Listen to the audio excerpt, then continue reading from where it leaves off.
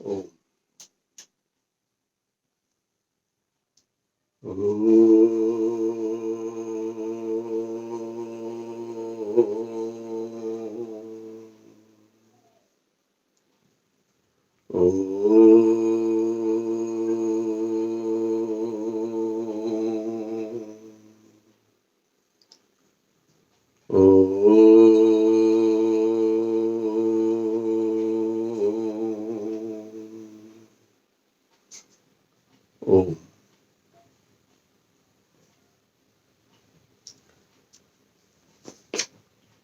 पंच यज्ञ का विषय चल रहा है और पंच यज्ञ के लिए कहा गया है कि पंच यज्ञ प्रत्येक गृहस्थ को नित्य प्रति करने चाहिए। और 5 प्रकार के यज्ञ कौन से हैं? तो ब्रह्म यज्ञ पहला, दूसरा देव यज्ञ, तीसरा पितृ यज्ञ, चौथा बलिवेश्वर देव यज्ञ और 5वां अतिथि यज्ञ। ये 5 प्रकार के यज्ञ है जिसके ऊपर हम नित्य प्रति एक यज्ञ पर चर्चा कर रहे हैं। तो कल की जो मेरी वीडियो थी 11 मई की, यह वीडियो ब्रह्म यज्ञ पर थी। तो आज देव यज्ञ को प्रारंभ करेंगे। जैसा कि नाम से पता लग जाता है, देव यज्ञ यानी कि देव, तो देवताओं का पूजन या देवताओं का सम्मान सत्कार। और जैसे मैंने कल आपको बताया कि जो जड़ देवता है अग्नि, वायु, जल और पृथ्वी और आकाश, इन पंच देवों का जो सम्मान है वो यज्ञ के द्वारा हम करते हैं। यज्ञ के अंदर जब अग्नि प्रज्वलित करते हैं, उसके अंदर जब घृत डालते हैं, सामग्री के अंदर औषधियां मिली हुई होती हैं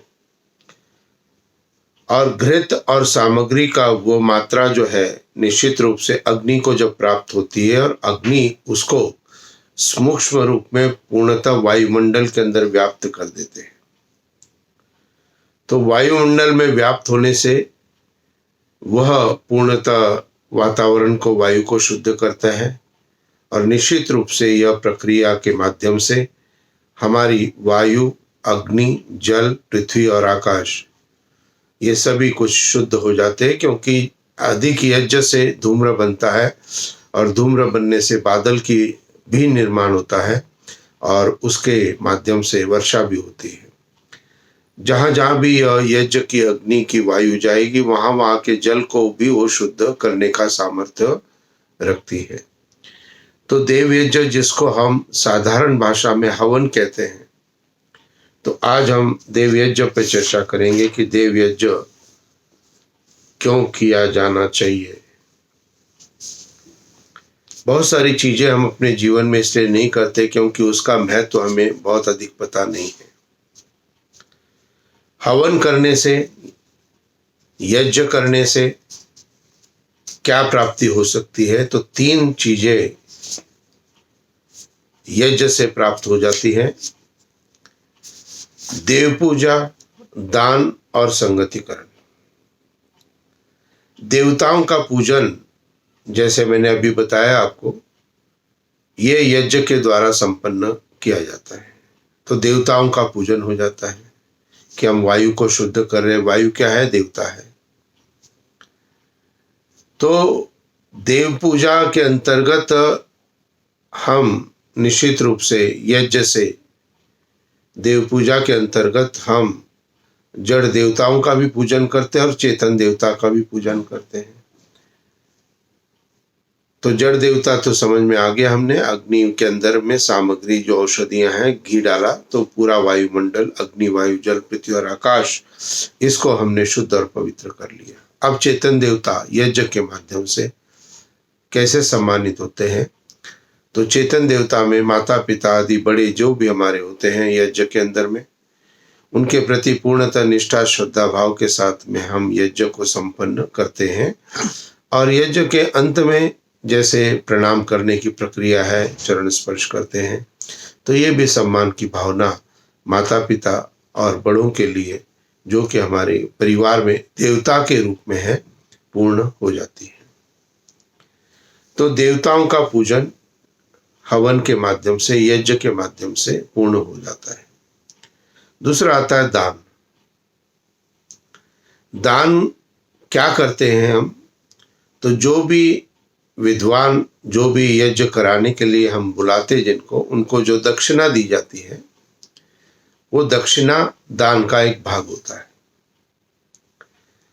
और क्या आप दान करते हो? तो आप घृत का भी दान कर रहे हो।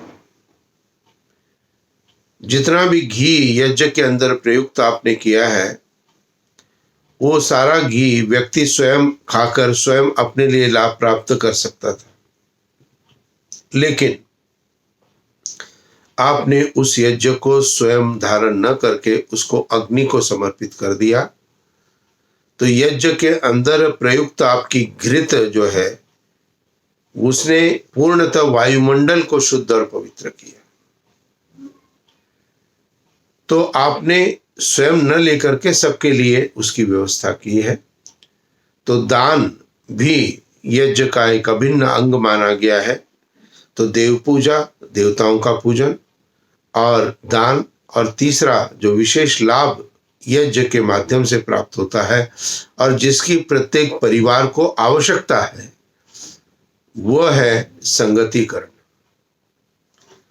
संगतिकरण का अर्थ है कि जितने भी परिवार के जन बैठ कर के यज्ञ करते हैं, तो उनके मन के विचार और भाव एक समान बनना प्रारंभ हो जाते हैं।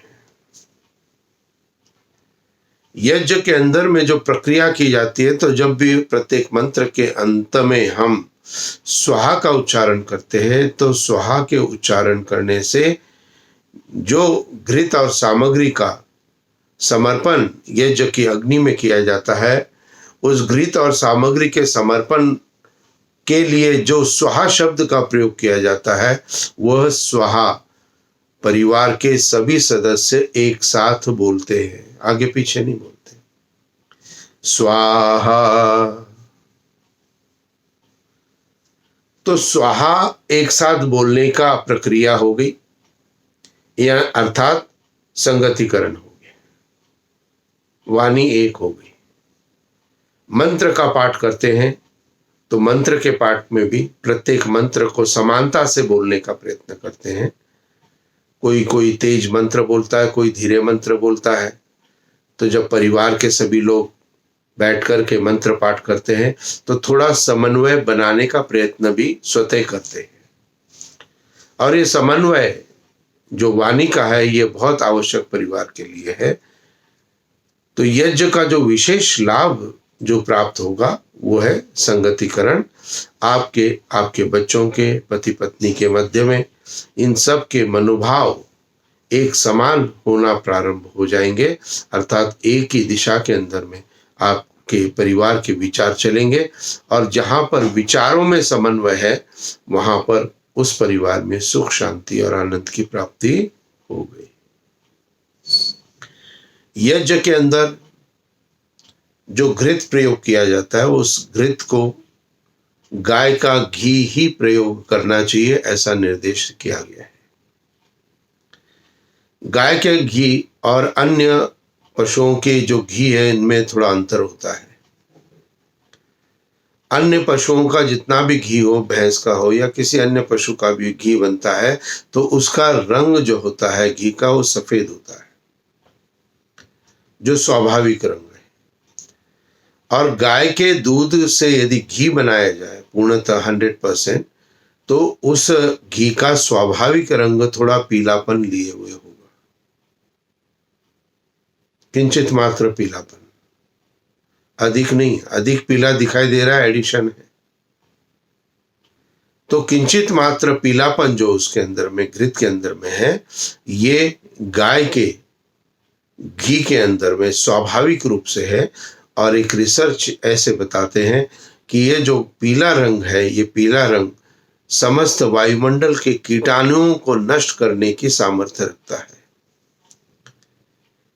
इसीलिए आयुर्वेद के अंदर भी यह कहा गया कि प्रत्येक व्यक्ति को कम से कम नित्य प्रति 1 टीस्पून घी नित्य प्रति जरूर आवश्यक रूप से गाय का खाना चाहिए।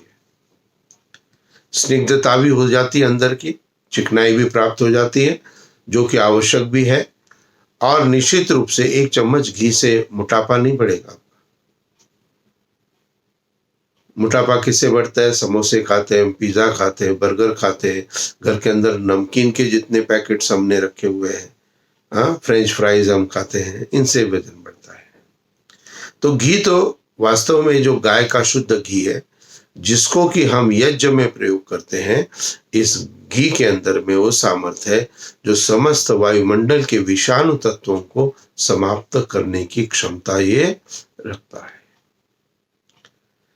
सामग्री, यज्ञ के अंदर जो सामग्री प्रयोग की जाती है, ये सामग्री बहुत महीन कुटी हुई होनी चाहिए, बहुत बारीक कुटी हुई होनी चाहिए, क्योंकि यदि मोटी मोटी सामग्री होगी तो मोटी मोटी सामग्री को जलने में अधिक समय लग सकता है।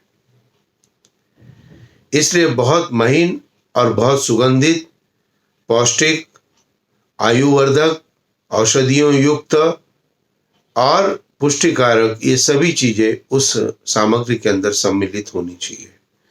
और सामग्री जो बनी हुई हमको प्राप्त होती है, उसके अंदर में उत्तम जो क्वालिटी की, अच्छी क्वालिटी की जो सामग्री है, वह हम प्रयोग करेंगे यज्ञ के लिए, तो बहुत उत्तमता हो जाती है।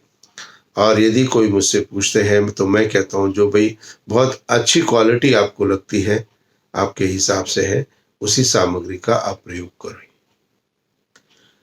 उसके अंदर जो औषधियां हैं सामग्री के अंदर, जैसे गिलोय है, गूगल है, आप गिलोय की, गूगल की एक गोली खा लेते हैं जी, घुटनों में दर्द है या कहीं दर्द है तो शरीर में, गिलोय है, एंटीबायोटिक है और बहुत अधिक लाभकारी शरीर के लिए है। तो गिलोय की पत्ती तोड़ के चाय के अंदर पत्ती में उबाल लेते हैं या काढ़ा बना लेते हैं।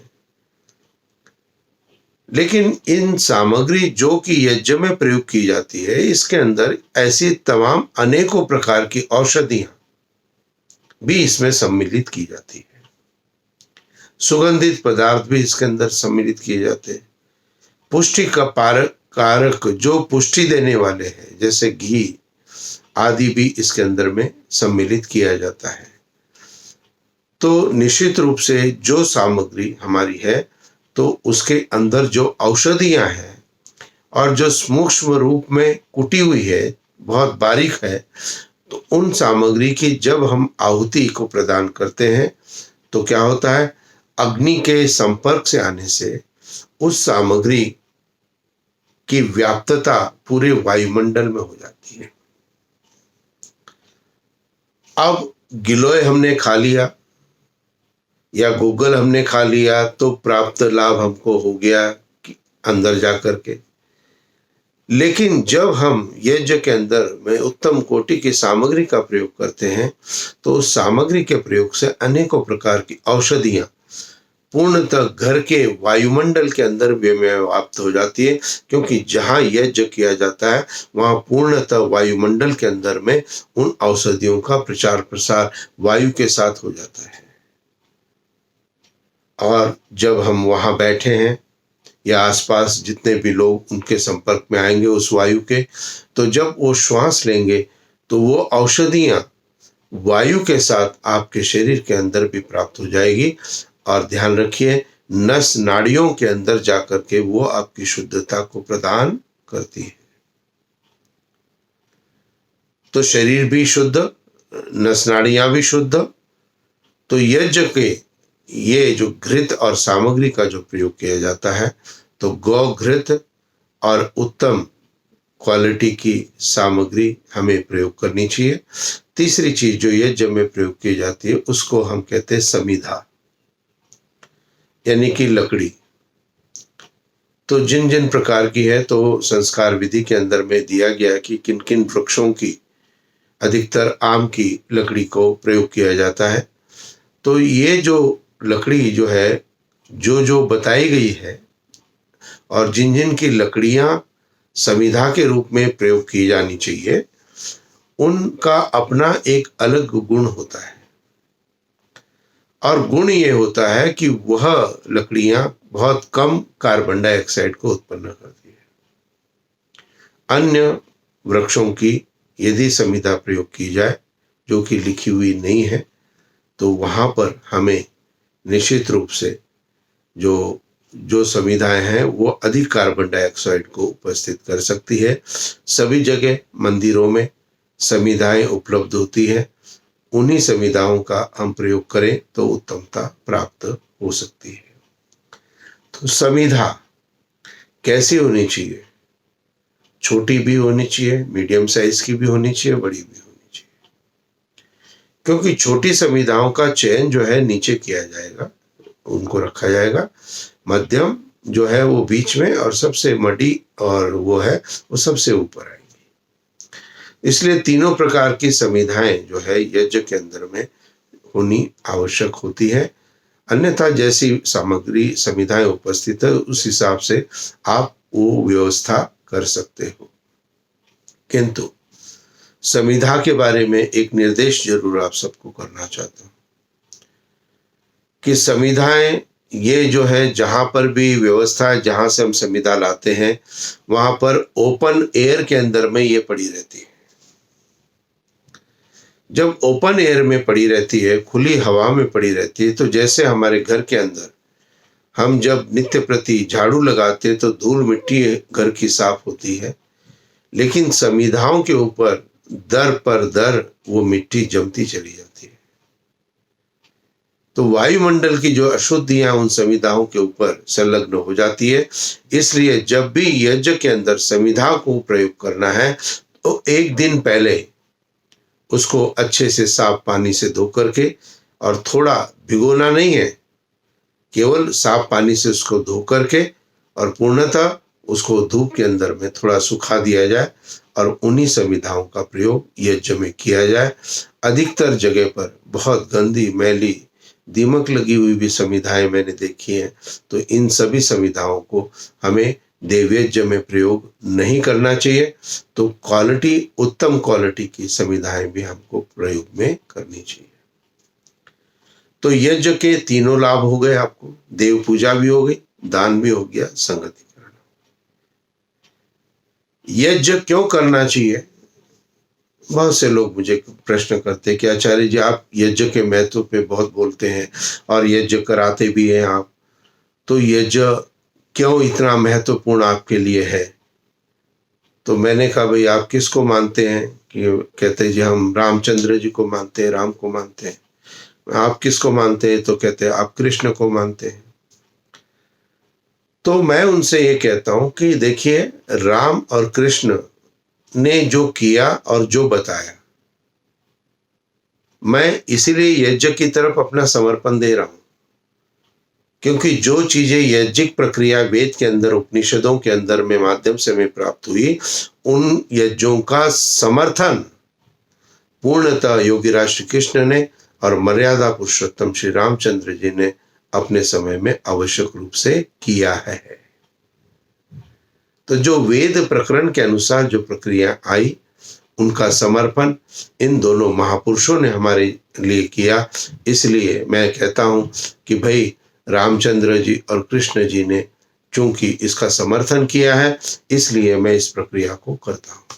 वो कहते हैं कहाँ समर्पण किया है, तो आपकी भी जानकारी के लिए मैं बता देता हूं कि रामचंद्र जी का समय काल लाखों वर्ष पुराना है। तो निश्चित रूप से ये रामचंद्र जी के समय में जब यज्ञ के जो प्रक्रियाएं थी, वो हमें रामायण काल के इतिहास में जो लिखा गया है उसके अंदर दृष्टिगोचर होती है। गुरु विश्वामित्र बालक राम और लक्ष्मण को बचपन में अपने आश्रम में ले गए थे और ये कहा था कि राक्षस आकर के हमारे यज्ञ में विघ्न बाधा डालते हैं, तो हमारे यज्ञों की रक्षा के लिए आपके पुत्रों की मुझे आवश्यकता है। महाराजा दशरथ की संतान नहीं हो रही थी और इसलिए जब उन्होंने कहा संतान नहीं हो रही थी, तो अनेकों ऋषि मुनियों से जब उन्होंने पूछा तो उन्होंने बताया कि यज्ञ के अंदर पुत्रेष्टि यज्ञ का भी विधान है। संतान को प्राप्ति का भी विधान है। तो वो विधान जब वहां संपन्न किया गया, इसका पूरा इतिहास हमें रामायण के अंदर मिलता है कि राजा दशरथ ने पुत्रेष्ठ यज्ञ श्रृंगी ऋषि को बुलाकर के संपन्न किया था, और वहां पर यज्ञ के अंदर में उन पवित्र वेद मंत्रों से आहुतियां प्रदान की थी। तो जो खीर आदि वहां पे रखी गई थी, औषधियां भी राजा के लिए और रानी के लिए प्रयोग की गई उस पूरे प्रोसेस में। ऐसा नहीं है कि केवल यज्ञ करने से ही वो पूर्ण हो गया, ऐसा नहीं है। तो वहां पर उपचार भी उनका, राजा का और रानियों का, उस समय में काल में किया गया। और जो खीर जो यज्ञ के द्वारा सुगंधित हो गई थी, वो उत्तम हो गई थी, उस खीर को खाने के बाद में चारों संतानों की प्राप्ति महाराजा दशरथ को हुई, राम, लक्ष्मण, भरत और शत्रुघ्न। ये इतिहास हमें मिलता है। तो इसीलिए योगी रामचंद्र जी ने अपने जीवन काल के अंदर में यज्ञ के, उनके प्रसरण को बताया है, किया है, और रक्षा भी की है यज्ञों की। तो ये प्रमाण हमें रामायण में मिलता है। तो रामचंद्र जी का प्रमाण यज्ञ के लिए, हवन के लिए हमारे पास उपलब्ध है। और कृष्ण का जो हजारों वर्ष पूर्व की बात है, रामचंद्र जी का काल लाखों वर्ष पूर्व था, ये हजारों वर्ष पूर्व है। तो कृष्ण का काल के अंदर में जब हम गीता के अंदर में पढ़ते हैं, देखते हैं, तो गीता का दूसरा और तीसरा अध्याय पूर्णतः यज्ञ के लिए समर्पित है। अनेकों प्रकार के यज्ञ बताए गए कि ये सभी कर्तव्य कर्म जो भी हम करते हैं वो भी एक यज्ञ है। और जो हम हवन करते हैं, यज्ञ करते हैं, तो उसके लिए गीता के तीसरे अध्याय के 15वें श्लोक के अंतिम लाइन, तीसरे अध्याय के 15वें श्लोक की अंतिम लाइन है, तस्माद सर्वगतम ब्रह्म नित्यम यज्ञ प्रतिष्ठितम, कि है अर्जुन वह परमपिता परमात्मा हमेशा यज्ञ में प्रतिष्ठित है, स्थित है। तो योगीराज श्री कृष्ण ने भी यज्ञ की प्रेरणा दी। तो इसलिए यज्ञ का हमारे जीवन में बहुत अधिक महत्व है, और इनसे सभी प्रकार के जो आत्मिक, मानसिक और शारीरिक, ये सभी प्रकार के लाभ आप प्राप्त कर सकते हो। तो इसलिए यज्ञों को अपने जीवन का एक अभिन्न अंग आवश्यक रूप से बनाइए। आजकल लॉकडाउन हुआ है, बहुत से परिवारों ने साप्ताहिक यज्ञ किए हैं। अब लॉकडाउन खत्म होने के बाद इसको खत्म नहीं करना है, ब्रेक नहीं करना है। जो एक याज्ञिक प्रक्रिया आपके परिवार के अंदर आपने स्थापित कर ली है इस लॉकडाउन के अंदर, इसको निरंतर सतत प्रक्रिया में आपको लेके आना है, कि इसको हम सतत प्रक्रिया में आप करेंगे और उसका लाभ स्वयं आपको अपने आप, परिवार के सभी व्यक्तियों के अंदर दिखाई देना प्रारंभ हो जाएगा। उत्तम स्वास्थ्य गारंटेड है, क्योंकि औषधियों का प्रयोग हो रहा है। तो निश्चित रूप से देव पूजा, दान और संगतिकरण, इन तीनों चीजों के पूर्णता हो जाती है। एक प्रश्न देव यज्ञ के लिए और लोग मुझे पूछते हैं कि आचार्य जी, वायु शुद्धि का क्या प्रोसेस है यज्ञ के अंदर? तो इसको भी थोड़ा समझिए वैज्ञानिक रूप से, कि जब हम यज्ञ कुंड के अंदर में यज्ञ को करते हैं तो नीचे से यज्ञ का कुंड जो है वो छोटा होता है और उससे अधिक 4 गुना ज्यादा ऊपर का होता है। तो निश्चित रूप से जो भी शेप बनती है नीचे छोटी होती है और ऊपर फैलती चली जाती है।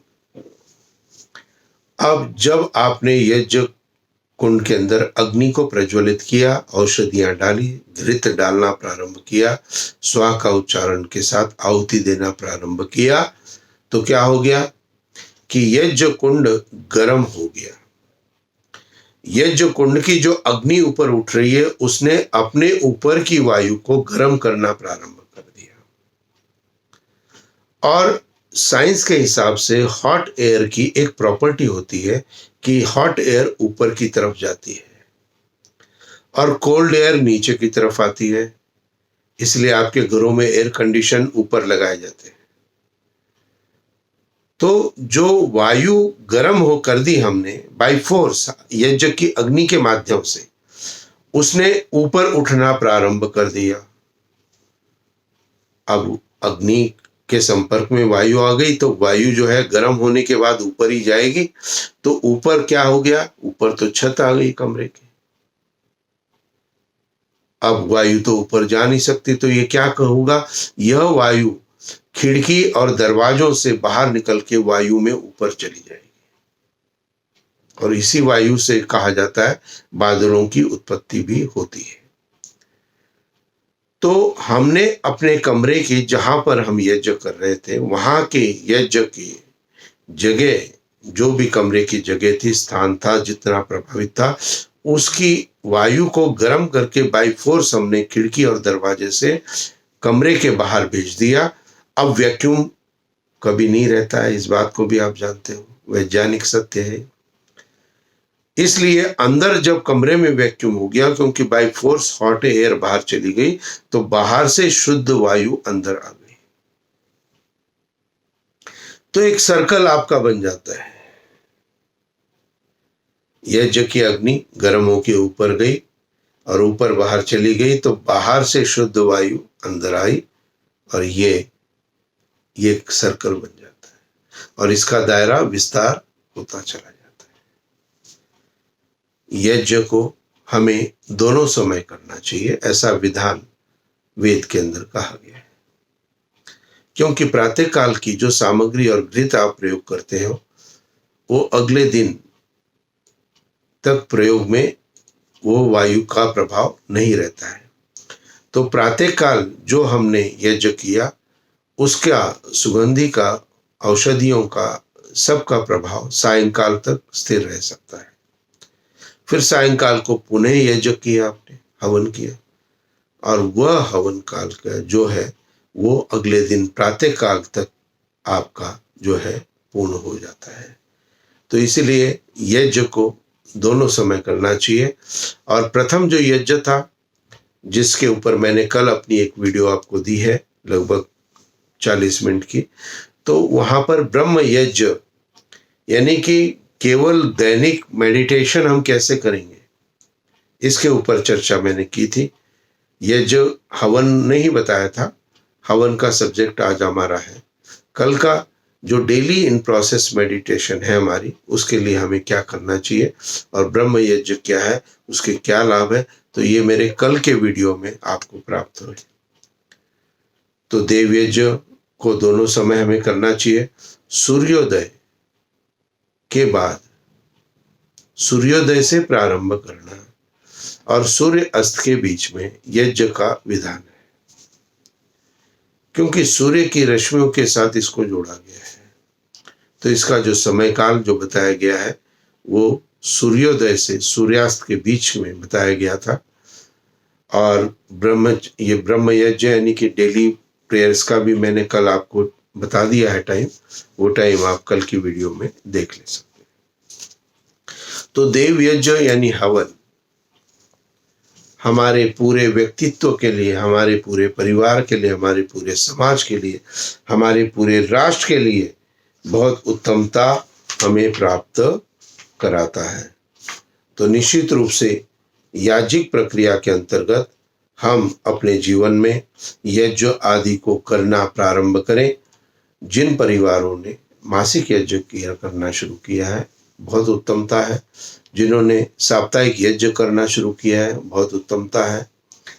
और यज्ञ इसलिए भी करना चाहिए कि जितनी अशुद्धियां हम अपने श्वास के माध्यम से, अपने मलमूत्र के माध्यम से वायुमंडल के अंदर करते हैं, पृथ्वी में करते हैं, उसका जो प्रतिकार है वो भी हमारा यज्ञ के माध्यम से पूर्ण हो जाता है।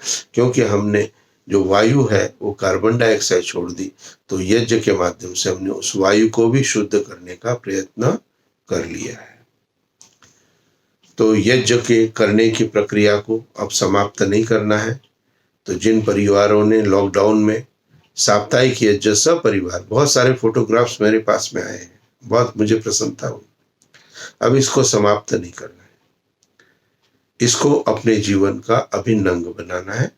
हाँ, किसी को कोई ज़्यादा दिक्कत है, काम पे किसी को जाना है, करना है, जाने दीजिए।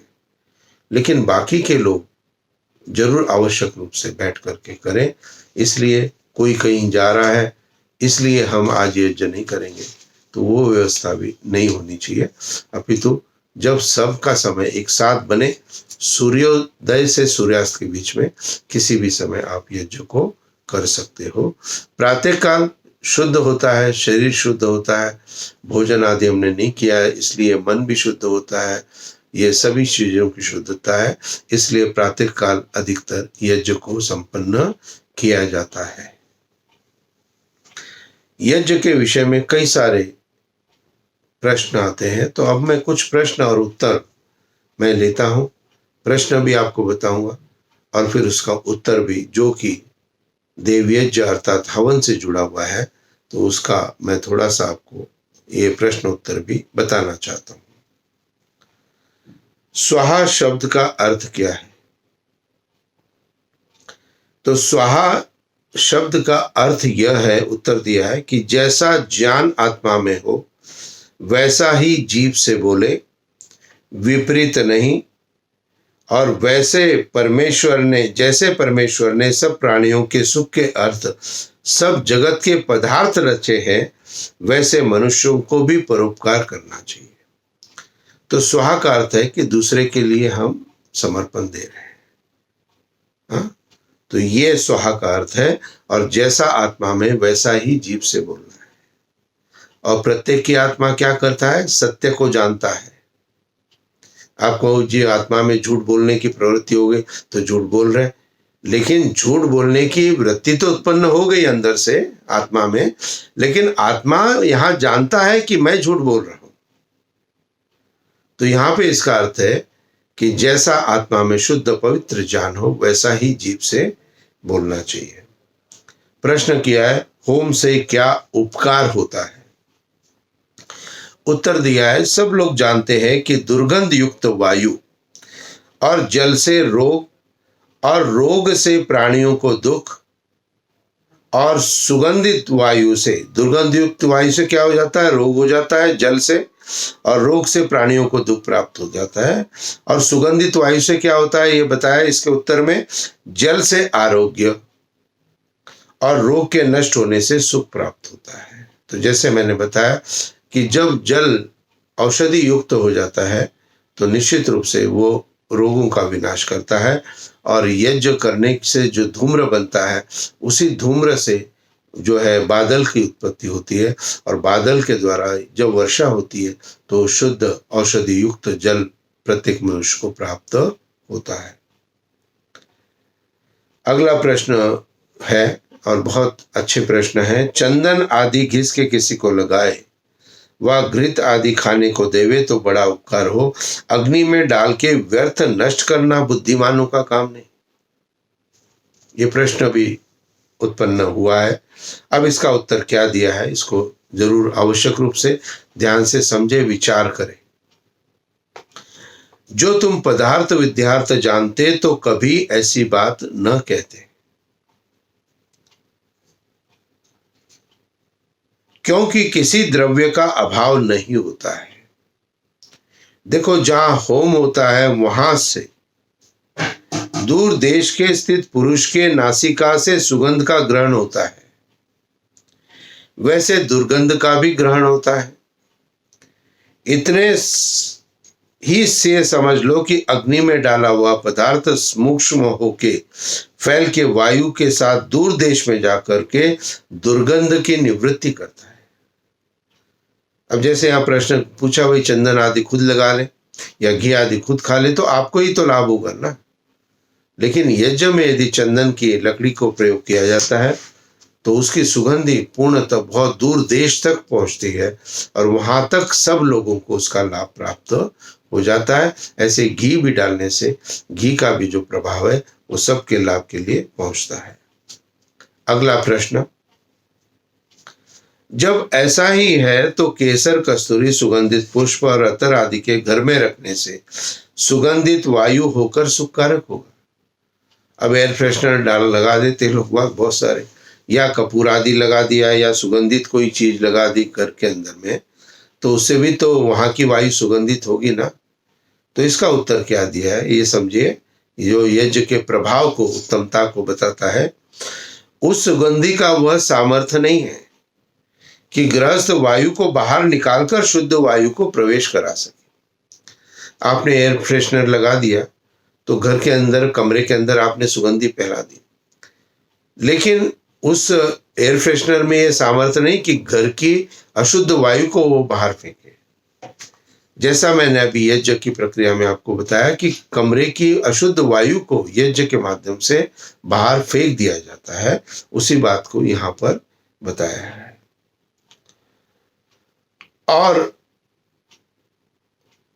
दुर्गंध युक्त पदार्थों को छिन्न भिन्न और हल्का करके बाहर निकालकर पवित्र वायु का प्रवेश यज्ञ करा देता है। तो ये सर्कल जैसा मैंने आपको समझाया वही बात है। अगला प्रश्न, तो मंत्र पढ़ के होम करने से क्या प्रयोजन है? वैसे हम घी डालें, जला दें, मंत्र पढ़ने से क्या प्रयोजन है? तो कहा, उत्तर दिया है, मंत्रों में वो व्याख्यान है कि जिससे होम करने में लाभ विदित हो जाए और मंत्रों की आवृत्ति होने से कंठस्थ रहे। तो दो लाभ बताए। एक तो जो है वह याद हो जाएंगे और वेद के पठन पाठन की रक्षा भी हो जाएगी, और साथ ही जब मंत्र हम बोलते हैं तो उस मंत्र का भाव भी हमारे अंदर में उसको उत्पन्न हम करते हैं और उस भाव के अनुसार हम कर्म भी करना प्रारंभ कर देते हैं। तो ये लाभ मंत्र पढ़ने से हमें प्राप्त होते हैं। क्या, अगला प्रश्न है, क्या इस होम करने के बिना पाप होता है? उत्तर दिया, हाँ, क्योंकि जिस मनुष्य के शरीर से जितना दुर्गंध उत्पन्न होकर वायु और जल को बिगाड़कर रोग की उत्पत्ति का निमित्त होने से प्राणियों को दुख प्राप्त कराता है दूसरे व्यक्ति को, उतना ही पाप उस मनुष्य को होता है। तो जैसे हमने वायु को दुर्गंधित किया, तो जितनी वायु को जो लोग प्रयोग करेंगे उतने लोगों के लिए हमने पाप कर दिया।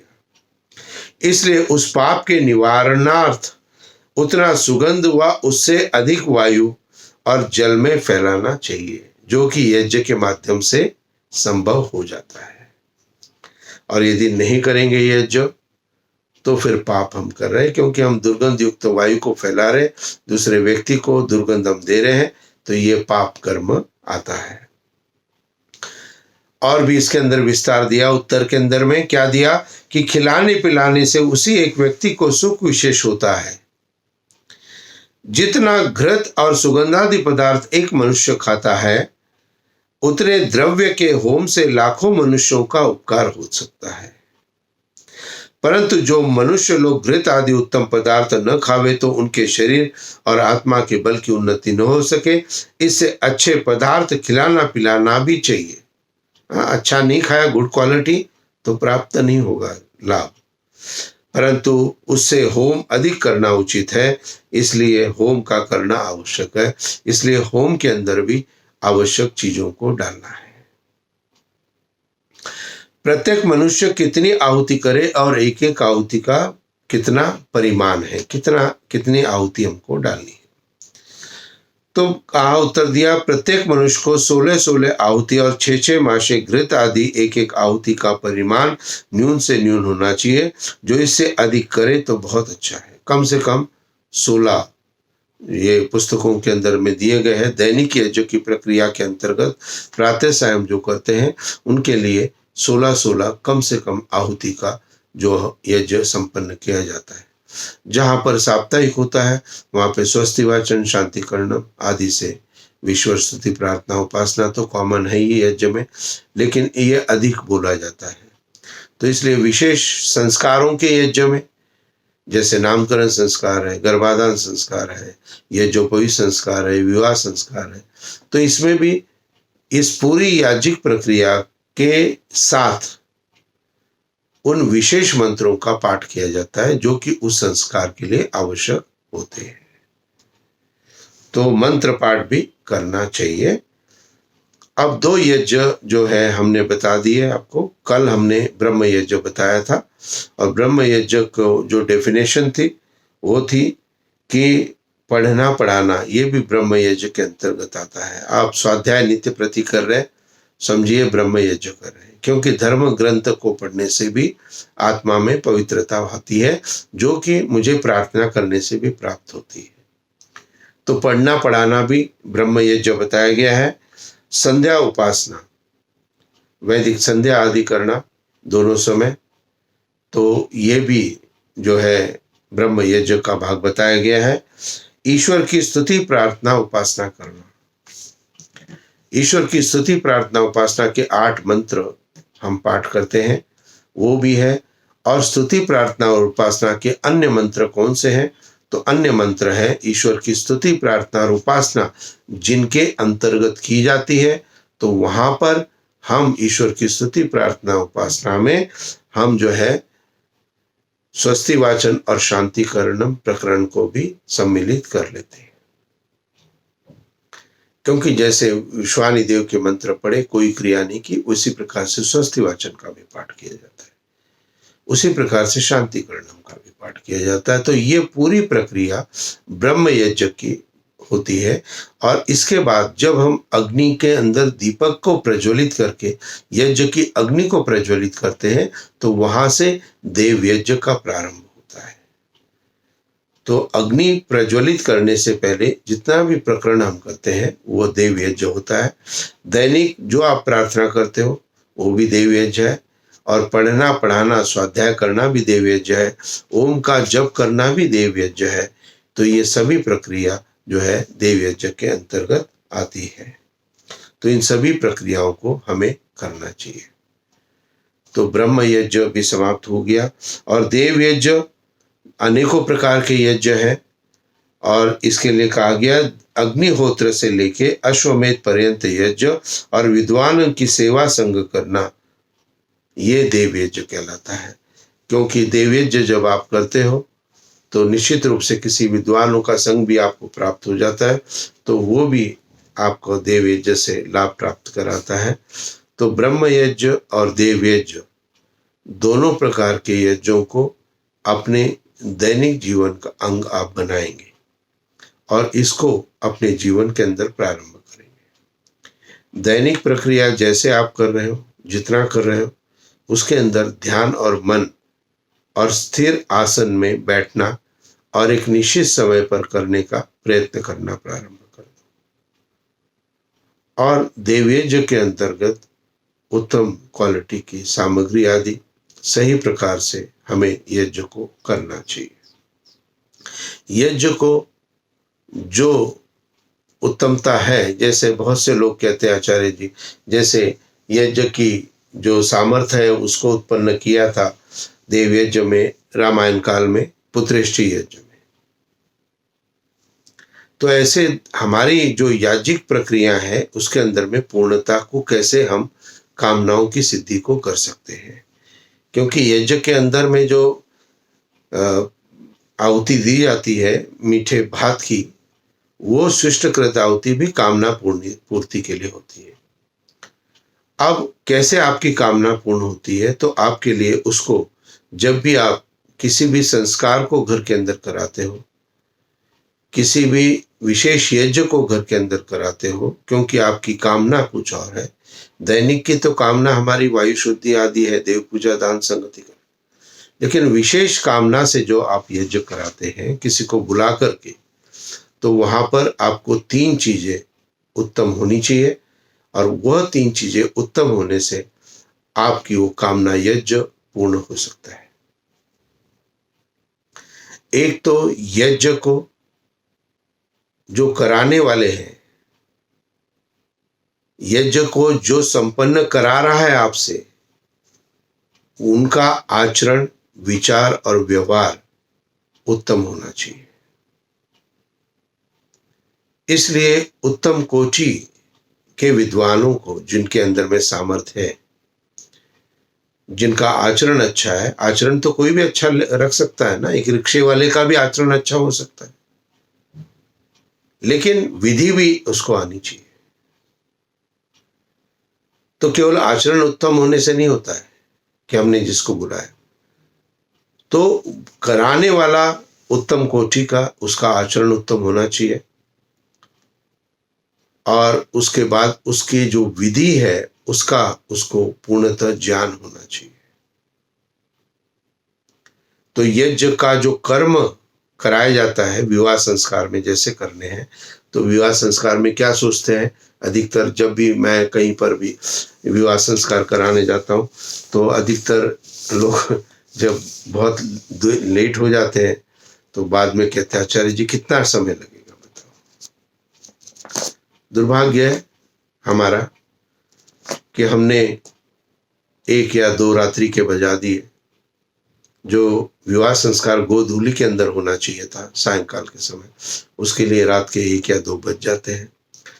तो उन सभी चीजों के लिए तो हम समय देते हैं, लेकिन जहाँ विवाह संस्कार की बात आती है, यज्ञ की बात आती है, तो वहां पे फिर लगता है भाई जल्दी जल्दी करें, संभव नहीं है। तो वहां पूर्णतः विधि का ज्ञान करने वाला, विधि को बताने वाला, आपके वर वधु को शिक्षित करने वाला आपका उत्तम कोटि का विद्वान होना चाहिए, जो कि उनको शिक्षित करे कि अब आपकी शादी हो रही है बच्चों, अब आपको अपना गृहस्थ कैसा करना है, क्या क्या आपका कर्तव्य है, क्या क्या आपका कर्तव्य है, दायित्व, लेकिन उनको जोड़ते हुए। तो ये पूरी प्रक्रिया जो भी विशेषज्ञों की होती है उनके अंतर्गत उत्तम कोटि के विद्वानों से वो संस्कार कराए जाए, और निश्चित रूप से उसके बाद दूसरा जो है यज्ञ के कराने की विधि भी ठीक होनी चाहिए। और तीसरा, जो भी यज्ञ को संपन्न कर रहे हैं कामना लेके, विवाह संस्कार में बच्चे दोनों हैं, वो दोनों के दोनों अपने लिए यज्ञ करा रहे हैं, तो वो भी अपना ध्यान मन पूर्णतः उस प्रक्रिया में लगाए। तो ये तीनों चीजें जब उत्तम कोटि की होती है, यज्ञ को कराने वाला उत्तम हो, यज्ञ के अंदर प्रयुक्त सामग्री उत्तम कोटि की हो, और जो यज्ञ को संपन्न कर रहे हैं, आहुति प्रदान कर रहे यजमान आदि, वो भी पूर्णतः ध्यान और मन से यज्ञ कर्म की प्रक्रिया को पूर्ण करें। तो ये तीनों प्रकार की पूर्णता होनी चाहिए। उत्तम कोटि के विद्वानों से मेरा ये तात्पर्य नहीं है कि बहुत ज्यादा ही पढ़े लिखे हो। कोई भी साधारण से जो भी पुरोहित है वो भी अपने आचरण विचार व्यवहार को जब शुद्ध रखता है तो भी वो उच्च कोटि की श्रेणी में आ जाता है। तो इसलिए याज्ञिक प्रक्रिया विशेष महत्वपूर्ण है, और उन विशेष याज्ञिक प्रक्रिया के अंतर्गत हमें इन सब बातों का ध्यान रखना चाहिए। तो ब्रह्म यज्ञ मेरी कल की वीडियो थी, देव यज्ञ आज की वीडियो है। कल हम तीसरे यज्ञ पर चर्चा करेंगे, और मेरे वीडियो को आप प्राप्त करते रहें। ऑटो रिसीविंग मोड जो यूट्यूब का है, तो ऑटो रिसीविंग मोड यदि चाहिए आपको मेरे प्रवचनों का, तो आपको मेरे चैनल को सब्सक्राइब करना पड़ेगा। तो आप जरूर सब्सक्राइब का बटन दबाएं, और अपने परिवार के सभी परिवारजनों के जो भी बच्चे हैं, बहुए हैं, उन सब के मोबाइल के अंदर में ऑटो सब्सक्रिप्शन मोड के अंदर में मेरा वीडियो डाल दीजिए, तो ऑटोमेटिक उनको भी मेरे यूट्यूब के अंदर में शक्ल दिखाई देगी। देखना न देखना उनके हाथ में। तो निश्चित रूप से इसका अधिक प्रचार प्रसार आप सबके परिवारों में हो, आप सबके अंदर जागृति हो। मेरे जीवन के बहुत सारा उद्देश्य इन वीडियो के माध्यम से मैं पूर्ण कर रहा हूँ। अब देखिए समय बहुत लगता है, निश्चित रूप से मुझे प्रसन्नता भी होती है कि जो चीज़ यूट्यूब के माध्यम से लाखों लोगों तक आज पहुँच रही है, वह निश्चित रूप से एक ही उद्देश्य उसका है कि आपके परिवार के अंदर सुख शांति आनंद की प्राप्ति हो। तो मेरा शुभ आशीर्वाद आपके परिवारजनों को निरंतर प्राप्त होता रहेगा। आपके लिए ईश्वर से प्रार्थना करते हुए अपनी वाणी को विराम देता हूँ। इति ओम शांति।